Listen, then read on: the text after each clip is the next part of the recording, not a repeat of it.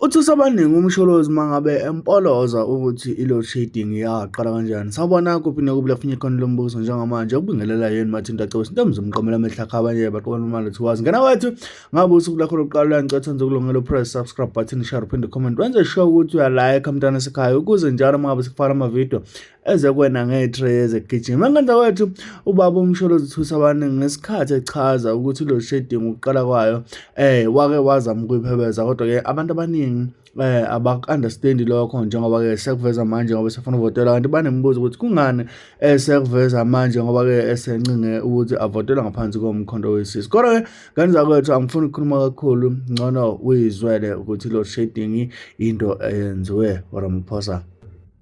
Bayiqala le nto uthini baba i-load what? Load shedding. Yaqala ngisengumongameli. Ngenhlanhla ngayazi ukuthi yaqala kanjani. Yaqalwa abantu ababefuna ukwenza ibhizinisi. Basebethi kwakunemali kule nhlangano lokuthiwa le nhlangano kagesi. Telkom. Oh, Eskom. Okay. Kwakunemali engango-5 billion eyayikhona ku-Eskom ihleli.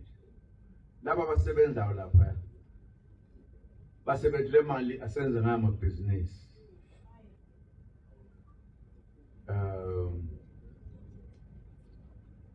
Basebethi asiphazamise indawo lezi eziphehla ugesi ngokuthi sincintsha amalahle bese kuthiwa kufuneka udizeli.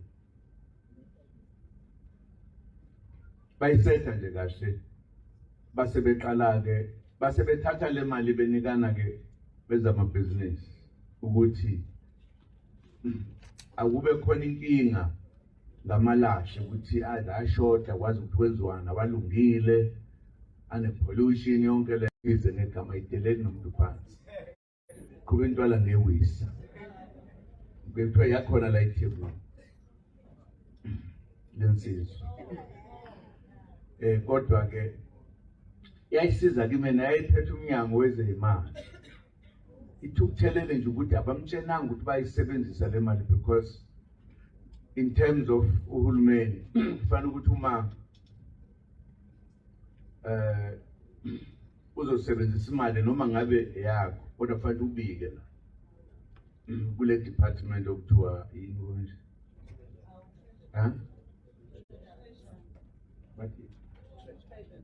treasure. Okay, yeah, it's treasure. Angifuni nazi ubani ukhuluma ngayo ngizambula iqashisa yayithi ukuthelele lokho nje ukuthi bayisebenzisele imali ku-president benomtshenanga. That's why I got to know ukuthi kwenze njani ngoba ngase ngiyazi lento ukuthi kanti yenzeke kanje. Ingakho nje kwathi uma uqala i-load shedding ngabiza abafanele ngibaziyo abakhaliphile ukuthi bazoyivala bayivala nya kaze nenze statement bangeke iphinde bekhona yayingasoze iphinde bekhona ngempela. Phakathi kwalaba abanye abayibuyisa babe enye ingxenye ezazifuna imali ngalowo nkathi. Khona insizwa ngayikhetha njengengibize ngegama ukuthi ngayinikeza iy'ndawo ey'ntathu zikahulumeni ukuthi bheka le ndawo nale enye yazo kwakuyi-post office kanye nayo lena nje kwakhona nenye benza indawo kwakuthiwa we-journalist baba. Oh, yazi besengizobona sekuphuma ama-headline ngoba ngixoxela ama-congress indawo la ngixoxela izwe. Okay, ngibonga kakhulu ukuthi namhlanje sinenkomfa ye-province yaKwaZulu Natal yalombutho obaluleke kakhulu oyobaluleka njalo nje as long as umuntu esaphila emhlabeni, not umuntu laba abayithi umuntu nje lokuthiwa umuntu kusathiwa khona ukuphathwa kwamazwe inhlangano yabahlali ibaluleke kakhulu. Ngoba abahlali uma bengayisukumeli bakhomba indlela ukuthi bafuna ukuphathwa kanjani, abaphathi beza namaplan abo bafuna ukuwaphatha noma ngayiphi indlela. Abahlali okufanele ukuthi ngokomthetho babe ne-influence enkulu ekutheni izwe liphathwa kanjani. Ngenkathi inhlangano yethu idonsa nzima kulesikhathi esidlule, kithina abanye esicabanga ukuthi siyazi ukuthi iyabakhonelani lenhlangano, lokubuhlungu kakhulu futhi bekudabukisa. Kuyajabulisa ukuthi namhlanje siziqoqile ukuthi sihlangane, sibe khona sibalwe nathi kwabaningi abanezwi ekubusweni kwezwe lakithi iSouth Africa. Abanye abantu noma inhlangano ngesinye isikhathi zinama-policies ahlukene ngoba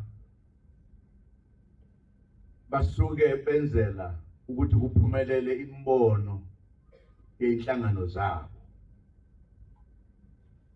Inhlangano ngesinye isikhathi zinembono ehlukahlukene,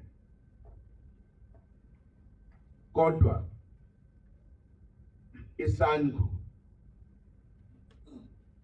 ikhonela ukuthi ibe nombono wokuthi wonke umuntu ose-South Africa